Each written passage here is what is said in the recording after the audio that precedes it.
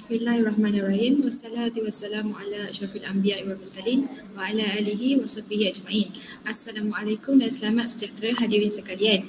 Alhamdulillah dan rasa syukur terhadap Ilahi kerana pada hari ini kita telah dipertemukan dalam sebuah perbincangan forum yang membahaskan sebuah isu dalam media sosial yang menimpa masyarakat umum serta jalan penyelesaian sesebuah isu tersebut. Bersama kita hari ini panel yang cantik manis. Panel yang pertama Fatin Adriana binti Kamaruzaman, panel yang kedua Ummu Nadiha binti Muhammad Ali, dan panel kita yang ketiga Amirah binti Hasan Basri. Seperti yang kita tahu, penggunaan media sosial amat popular di Malaysia. Media sosial seperti Facebook, Instagram, Twitter dan WhatsApp mendapat perhatian masyarakat di negara ini. Kecanggihan teknologi dunia tanpa sempadan sukar membendung angkara negatif di sebaliknya. Jadi bagi mengupas lebih lanjut mengenai isu ini, tanpa membuang masa, saya ingin bertanya kepada ahli panel kita yang pertama.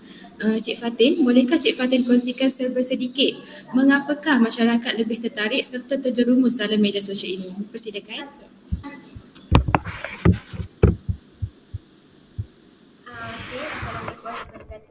Nama saya Fatin Adriana binti Muhammad Kamaruzaman. Nombor meter saya adalah I2220640. Tajuk saya, kenapa masyarakat lebih tertarik atau terjerumus dengan media sosial. Okay. Kat sini semua ada media sosial kan? Kenapa kita lebih minat atau lebih fokus kepada media sosial? Saya akan terangkan 3 sebab lah. Dia banyak, baik saya akan kaitkan 3 yang dekat dengan kita lah. Satunya adalah dia adalah pusat sosial yang interaktif. Yang kedua, hiburan secara percuma.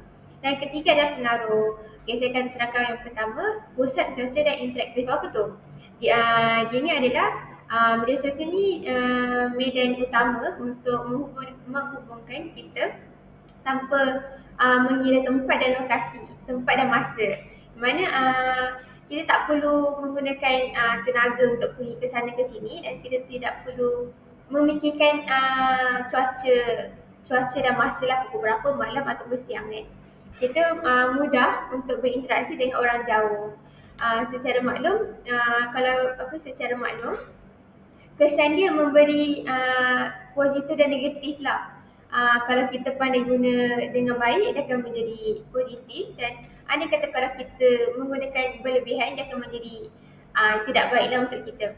Yang kedua, hiburan secara percuma, yang mana kita hidup ni di dunia dengan tekanan hidup kan, kerja, sekolah ataupun belajar.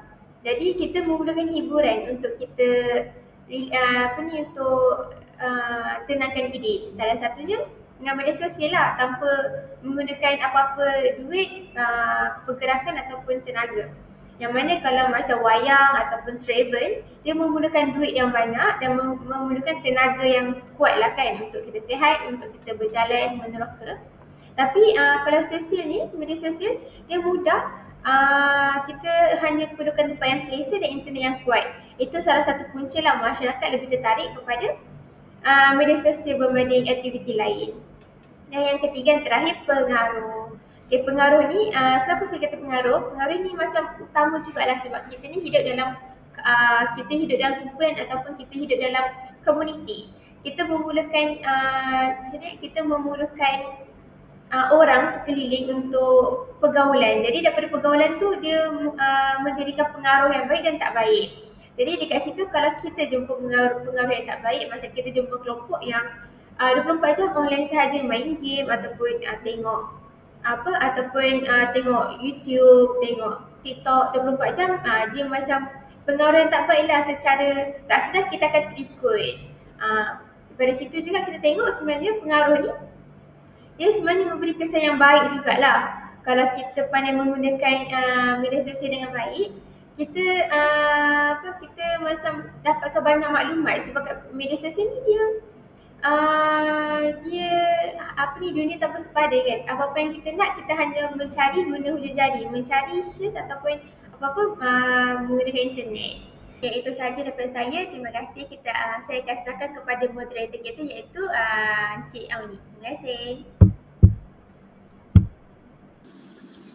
Terima kasih Cik Fatin. Begitu jelas sekali penerangan yang telah diberikan oleh panel kita sebentar tadi.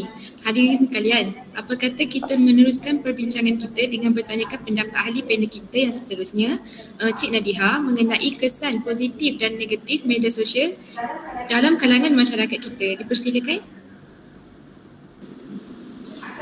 Baiklah, terima kasih Cik Auni. Okey, terdapat beberapa kesan positif dalam penggunaan media sosial dalam kalangan masyarakat. Antaranya ialah media sosial yang berperanan sebagai pengantara bagi penyampaian maklumat dan informasi antara pengantar dan penerima. Sekiranya terdapat maklumat-maklumat penting yang disampaikan mengenai pelajaran, info terkini, medium periklanan dan sebagainya, maklumat tersebut boleh disampaikan menerusi media seperti grup WhatsApp atau menggunakan e-learning, Google Meet dan sebagainya. Seterusnya, impak positif dari penggunaan media massa. Media sosial ialah dapat menjalinkan hubungan antara masyarakat dengan industri luar. Masyarakat juga dapat mengeratkan silaturahim supaya tidak berlakunya permusuhan seperti yang disebut oleh firman Allah Subhanahu Wa Taala, A'udzubillahi minasyaitonirrajim, innamal mu'minuna ikhwatun fa aslihu baina akhawaykum wattaqullaha la'allakum turhamun. Berdasarkan ayat di atas, Allah Subhanahu Wa Taala memerintahkan hamba-Nya untuk menjaga dan memperbaiki hubungan silaturahim sesama saudara. Walaupun terdapat kesan positif, namun begitu terdapat juga kesan negatif terhadap penggunaan media massa kepada masyarakat. Antaranya ialah masyarakat banyak meluangkan masa dengan media sosial berbanding dengan melakukan aktiviti yang berfaedah. Seperti mana yang boleh kita lihat, masa kita lebih banyak dan sentiasa bersama dengan telefon bimbit, tidak kira waktu dan tempat. Pada zaman yang serba canggih ini, penyebaran fitnah juga mengalami proses transformasi yang dahulunya bermula dengan hanya mulut ke mulut, kini hanya melalui media massa dengan fitnah-fitnah seperti mengumpat juga boleh tersebar. Malahan melalui aplikasi WhatsApp juga boleh menyampaikan berita-berita palsu ke dalam kumpulan di aplikasi WhatsApp. Oleh yang demikian, ini sangatlah membimbangkan dan penyalahgunaan media sosial ini hendaklah dibendung agar gejala negatif ini tidak berlaku dalam kalangan masyarakat. Sekian saja daripada saya. Terima kasih Cik Nadiha. Perkongsian yang amat menarik sekali. Tanpa melengahkan masa, kita mempersilakan panel kita yang ketiga, Cik Amirah. Bolehkah Cik Amirah menerangkan cara-cara mengawal penggunaan media sosial dalam kalangan masyarakat kita? Dipersilakan.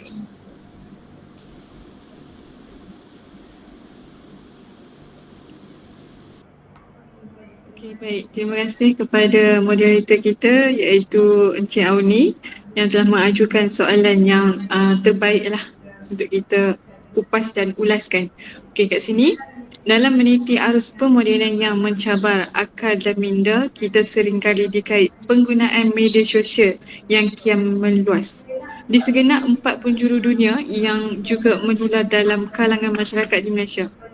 Seperti blog dan rangkaian sosial ini yang dikatakan Facebook, Twitter, Instagram, WeChat, Skype, Viber, WhatsApp adalah antara contoh media penting yang terdapat dalam aplikasi media sosial.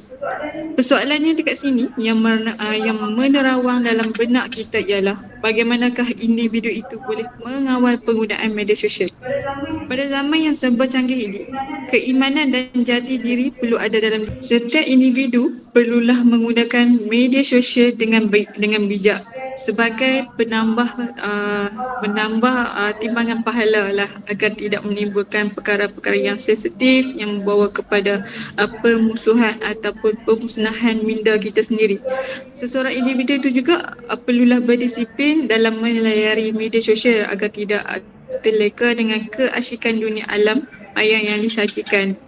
Okay, apa yang saya cakap macam tu, dikatakan ibu bapa yang merupakan insan yang paling rapat dengan anak-anak. Sebab apa saya cakap macam tu? Persoalannya, yang bermain di minda kita ialah bagaimanakah ibu bapa dapat memainkan peranan untuk membendung penyalahgunaan media sosial ini dalam kalangan anak-anak.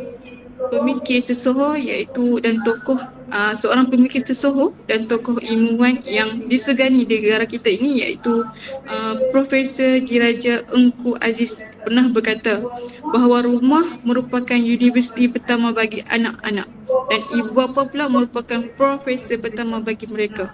Nah, sudah terang lagi bersuluk fungsi ibu bapa itu sebagai profesor pertama bagi anak-anak. Ibu bapa perlu memantau setiap perkara yang anak dia lakukan ketika mereka mengakses media sosial ini. Kita tak tahu apa yang anak kita akses, so kita kena ambil pendekatan untuk kita tahu apa yang anak kita akses dalam media sosial.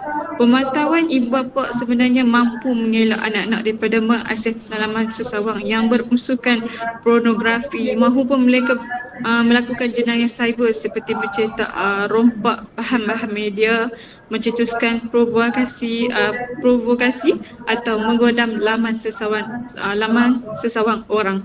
Okey, baik.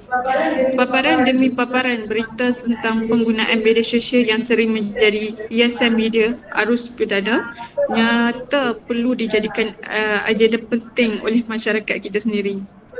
Perlu bertindak pantas untuk mengawal penggunaan media sosial. Kita sebagai masyarakat, kita kena mengawal penggunaan media sosial dalam kalangan mereka. Setiap anggota masyarakat harus menjunjung tinggi sikap bekerjasama dan bertoleransi yang menjadi senjata utama untuk mengawal penggunaan media sosial.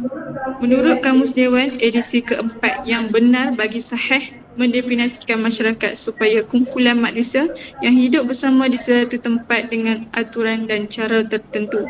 Persoalan dia juga kat sini, yang berlega-lega dalam minda kita ialah bagaimanakah seluruh dunia ini menggunakan untuk menyekat mereka menggunakan media sosial yang dengan lebih berleluasa. Di sini saya nak cakapkan kita ada undang-undang. Kita kenakan tindakan mengikut Seksyen 2331 Akta Komunikasi dan Multimedia 1998 dan jika didapati bersalah boleh didenda RM50,000 atau dipenjara tidak melebihi setahun atau kedua-duanya sekali.